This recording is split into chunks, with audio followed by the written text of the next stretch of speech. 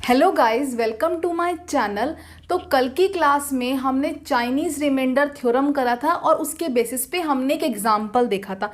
ठीक है, सो आज हम एक एग्जाम्पल और देखेंगे। ठीक है, सो स्टार्ट करते हैं चाइनीज़ रिमाइंडर थ्योरम के एग्जाम्पल से। Chinese remainder theorem.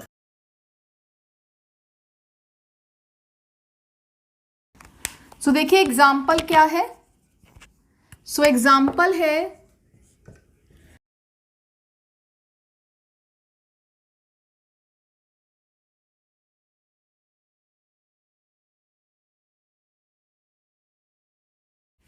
ठीक है, सो ये है क्वेश्चन।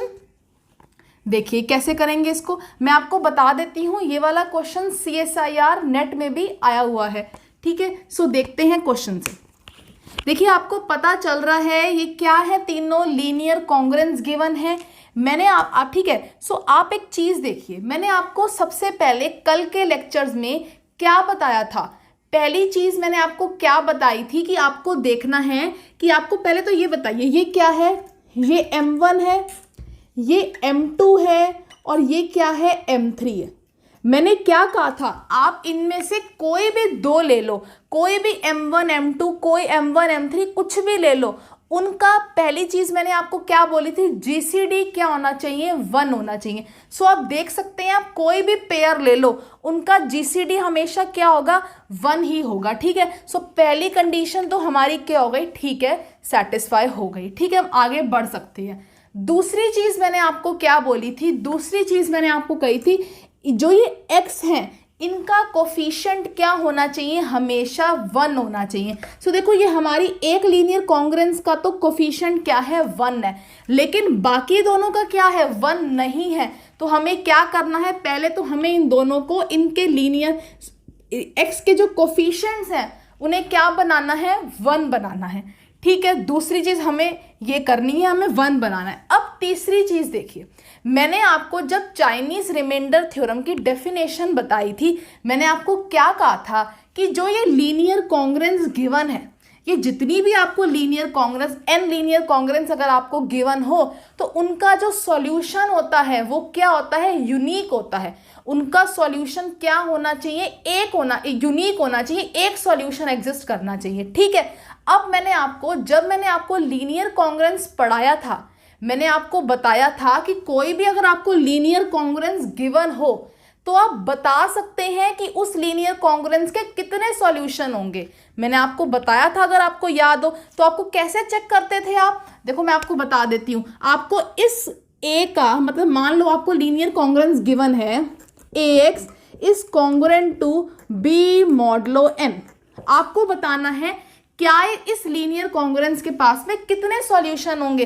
तो कैसे चेक करते थे, देखो जो भी GCD इस A और इस N का आएगा ना, मान लो GCD क्या आ रहा है, D आ रहा है, तो उतने ही क्या होंगे, उतने ही आपके पास सॉल्यूशन होंगे इस लीनियर कॉन्ग्रुएंस के।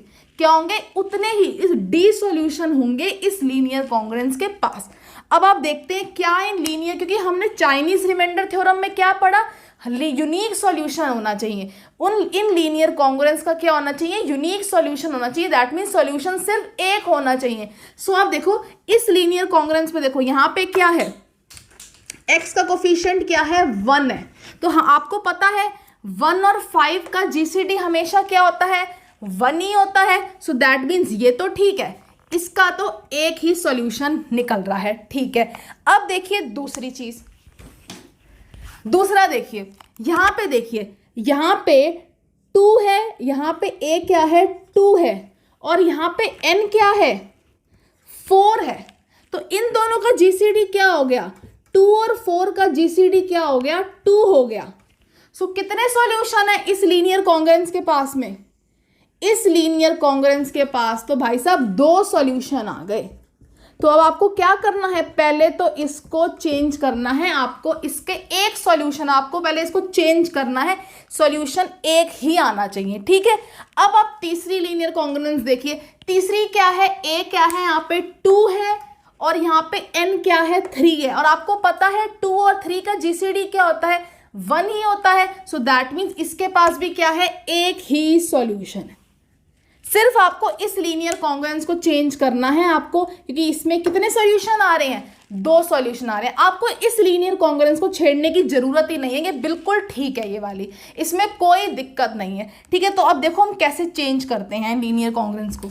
सो देखिए, हम पहले सेकंड वाली को चेंज करते हैं। देखो सेकंड वाली को हम कैसे चेंज करेंगे, आपको गिवन है 2x is congruent to 2 modulo 4, ये आपको गिवन है। अब देखो हमने ना, जब हमने लीनियर कॉन्ग्रुएंस पढ़ा था, लीनियर कॉन्ग्रुएंस नहीं आएगा, हमने जब कॉन्ग्रुएंट मॉडुलो पढ़ा था उसके अंदर मैंने आपको 1-2 प्रॉपर्टीज बताई थी कॉन्ग्रुएंट मॉडुलो की। शायद मैंने, हो सकता है ये वाली प्रॉपर्टी ना बताई हो। सो देख लो प्रॉपर्टी क्या है। AC अगर कॉन्ग्रुएंट है BC मॉडुलो n के, अगर AC कॉन्ग्रुएंट है BC मॉडुलो n के, तो क्या होगा, देन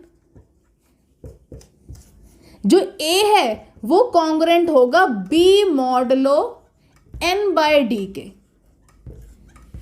ये क्या होगा, A कॉन्ग्रुएंट होगा B मॉडुलो n/d के, जहां पे D क्या है, जहां पे D है GCD है इस C, ये C का और इस N का। यहाँ पे D क्या है, D है GCD C और N का। सो अब आप यहाँ पे देखिए, मैं यहाँ पे इस लीनियर कॉन्ग्रुएंस को AC फॉर्म में कर सकती हूँ। देखो बिल्कुल कर सकती हूँ, मैं इसको लिख सकती हूँ 1x into 2 is congruent to 1 into 2 modulo 4। अब देखो यहाँ पे C क्या है, यहाँ पे C है हमारा 2। देखो ये क्या हो गया, ये है A और ये क्या है C। सिमिलरली ये क्या है B और ये क्या है C। अगर AC कॉन्ग्रुएंट है BC मॉडुलो 4 के, तो यहाँ पे क्या होगा, A कॉन्ग्रुएंट हो जाएगा B मॉडुलो किसके, 4 में D के। यहाँ पे D क्या है, GCD है C और N का। तो बताओ 2 और 4 का GCD क्या होता है, 2 होता है। सो दैट मीन्स 4/2 के। सो दैट मीन्स X कॉन्ग्रुएंट हो गया 1 मॉडुलो 2 के। सो देखो अब क्या ये लीनियर कॉन्ग्रुएंस हमारी ठीक है। अब देखो पहले चीज देखो, यहाँ पे, अब यहाँ पे देखो M2 क्या आ गया, 2 आ गया। हमें पता है यहाँ पे क्या है, 3, 2 और 5 है। तो ये अभी भी देखो सबका GCD, आप कोई भी 2 पेयर बना लोगे GCD 1 आएगा, ठीक है। दूसरी चीज X का कोफिशिएंट अब क्या हो गया, 1 हो गया, ये बिल्कुल ठीक हो गया। तीसरी चीज, अब देखो X के साथ में X का कोफिशिएंट क्या है, 1 है। 1 और 2 का GCD क्या होता है, 1 होता है। तो दैट मीन्स यूनिक सॉल्यूशन एक ही सॉल्यूशन है, ठीक है। सो हमने दूसरी वाली लीनियर कॉन्ग्रुएंस को चेंज कर दिया इसमें, ठीक है। सो मैं इसको ऊपर लिख देती हूं। अब हम इसकी जगह पे, अब हम इसे, इस लीनियर कॉन्ग्रुएंस को यूज करने की बजाय ये यूज करेंगे। सो क्या हो गई, हमारी लीनियर कॉन्ग्रुएंस आ गई। सो इसकी जगह पे आ गई X is congruent to 1 modulo 2। आया है आपको समझ, आई गेस आपको आ गया होगा, ठीक है। अब हम क्या करते हैं, इस लीनियर कॉन्ग्रुएंस को चेंज करते हैं, ठीक है। मैं इसको रब कर देती हूं, आप लिखना चाहते हैं तो लिख लीजिए, ठीक है। सो मैं इसको रब कर देती हूं। सो देखो अब क्या है, आपकी लीनियर कॉन्ग्रुएंस है 2x is congruent to 1 modulo 3। यही है आपकी लीनियर कॉन्ग्रुएंस, यस यही है, ठीक है। सो अब देखिए, अब आपको क्या करना है, आपको देखो यहाँ पे एक काम तो हो रहा है। देखो यहाँ पे 2 और 3 का GCD क्या आ रहा है, 1 आ रहा है। दैट मीन्स यूनिक तो सॉल्यूशन है, लेकिन हमें क्या करना है, इस 2 को ना हमें यहाँ पे X का कोफिशिएंट क्या बनाना है, 1 बनाना है। सो आप कैसे बनाओगे, देखो सोचो। देखो हम क्या करते हैं, इस लीनियर कॉन्ग्रुएंस में हमें, हमारे पास देखो एक प्रॉपर्टी होती है।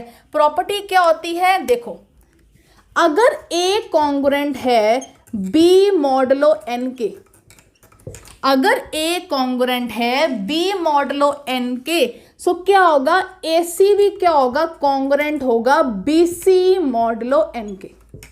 ये आपने एक प्रॉपर्टी पढ़ी होगी जहां पे C क्या है, C कोई भी इंटीजर है। सो अगर हमारा 2x कॉन्ग्रुएंट है 1 मॉडुलो 3 के, और मैं यहाँ पे मैं यहाँ पे कर लेती हूँ 2 से मल्टीप्लाई कर देती हूँ इस लीनियर कॉन्ग्रुएंस में। यहाँ पे C की वैल्यू क्या ले लेती हूँ, 2 ले लेती हूँ। सो दैट मीन्स क्या हो जाएगा, 4x कॉन्ग्रेंट हो जाएगा 2 मॉडलो 3 के, इस ऊपर वाली प्रॉपर्टी से देखो बिल्कुल हो जाएगा, ठीक है।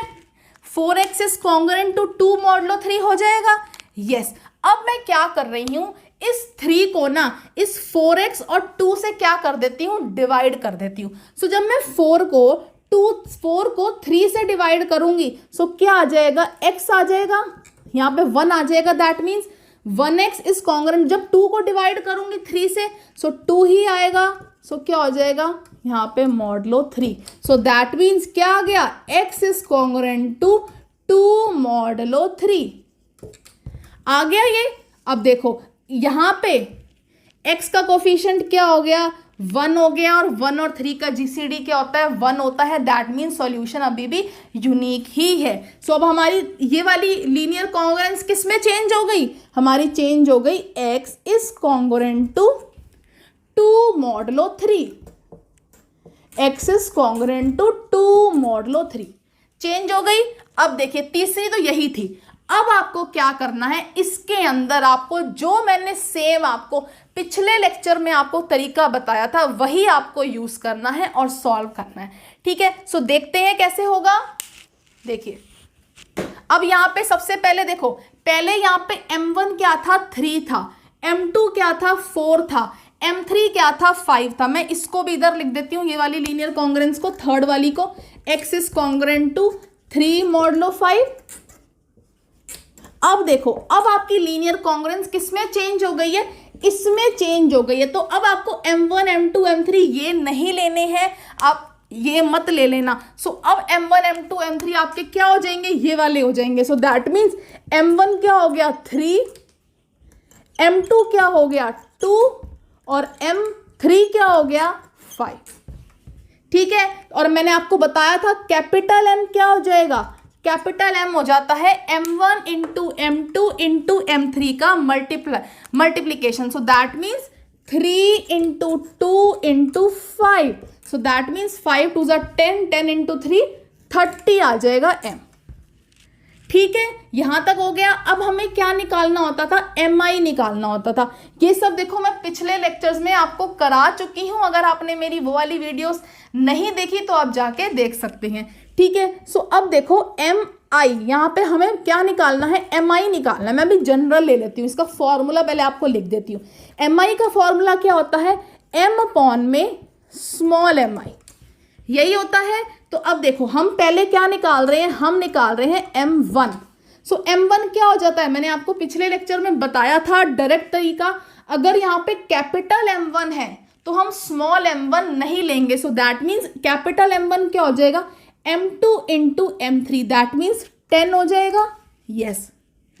कैपिटल m2 क्या हो जाएगा, m1 into m3, that means 3 into 5 15 हो जाएगा। और कैपिटल m3 क्या हो जाएगा, m1 into m2, that means 6 हो जाएगा। इतना आ गया। अब हम क्या करते हैं, x का फॉर्मूला यूज करते हैं। सो x का फॉर्मूला क्या था, देखो फॉर्मूला था x is equals to a1 m1 inverse plus a2 m2 inverse plus a3 m3 inverse, whole bracket ले लिया, यहाँ पे क्या आएगा मॉड m। अब आपको पता है यहाँ पे a1 a2 a3 क्या है, देखो यहाँ पे a1 है ये 2, a2 क्या है 1 और a3 क्या है 3, ठीक है। सो अब डाल देते हैं इसके अंदर। सो देखो a1 क्या है 2 इंटू m1 क्या है, m1 इज 10। अब हमें क्या निकालना है, 10 का इनवर्स निकालना है, प्लस a2 क्या है 1, m2 क्या है 15 और किसका इनवर्स निकालना है, 15 का इनवर्स, प्लस अब देखो a3 क्या है 3, m3 क्या है 6 और आपको किसका 6 का इनवर्स निकालना है, मॉड m क्या है, कैपिटल M यहाँ पे 30 है। तो आपको इसको सॉल्व करना है। इसके लिए पहले आपको क्या करना है, आपको m1 इनवर्स दैट मीन्स 10 का इन्वर्स निकालना है, 15 का इन्वर्स निकालना है और 6 का इन्वर्स निकालना है। ठीक है, सो देखते हैं क्या होगा। सबसे पहले हम देखो, मैंने पिछले लेक्चर में भी क्या किया था, मैंने एक का आपको इन्वर्स बता दिया था, बाकी आपको खुद निकालने हैं। सिमिलरली मैं यहाँ भी आपको एक का इन्वर्स बता दूंगी, अब बाकी आप खुद निकालेंगे। ठीक है, सो हम निकालते हैं 10 का इन्वर्स क्या होगा। सो देखो 10 का इन्वर्स क्या होगा, मैं इसको कैसे लिख सकती हूँ, मैं आपको ये पिछले लेक्चर में बता चुकी हूँ। इसको मैं कैसे लिखूंगी, 10x is congruent to 1 modulo, ये 10 किसके साथ में है, स्मॉल m1 के साथ में, और स्मॉल m1 क्या है, 3 है। दैट मीन्स मेरे को ऐसी x की वैल्यू फाइंड करनी है जब मैं 10x को 3 से डिवाइड करूं तो रिमाइंडर क्या है मेरे पास, 1 आए। सो अब देखो आपको गिवन है, हमने लिया है 10x is congruent to 1 modulo 3, so that means 3 will divide 10x minus 1 by the definition of linear congruent. So अगर 3 डिवाइड कर रहा है 10x माइनस 1 को, मैं लिख सकती हूँ 10x minus 1 is equals to 3y। So 3y यहां आ जाएगा, 10x minus 3y is equals to 1। अब ये आपकी डायोफेंटाइन इक्वेशन में चेंज हो गई है। ठीक है, सो अब देखो हम क्या करेंगे, इसके अंदर यूक्लिडियन एल्गोरिथम लगाएंगे। कैसे होगा, 10 को मैं कैसे लिख सकती हूँ, 3 into 3 plus 1, 3 into 3 is 9, 9 plus 1 is 10, इस ये 3 यहाँ आ जाएगा। सो क्या होगा, 1 इंटू 3, ये वाला 1 इधर आ जाता है, 1 इंटू 3 इज 3 और रिमाइंडर कुछ नहीं बचा, तो क्या हो गया, 0। अब हम क्या देखो, जब भी 0 आ जाए तो इसके ऊपर वाला रिमाइंडर क्या होता है, जीसीडी होता है। हमें पता है 10 और 3 का जीसीडी क्या है, 1 आ रहा है। अब हम यहां से क्या करेंगे, 1 की वैल्यू निकाल लेते हैं। तो 1 की वैल्यू क्या हो जाएगी, 1 इज इक्वल्स टू 10 यहां मैं लिख सकती हूं 10 इंटू 1 माइनस 3 इंटू 3।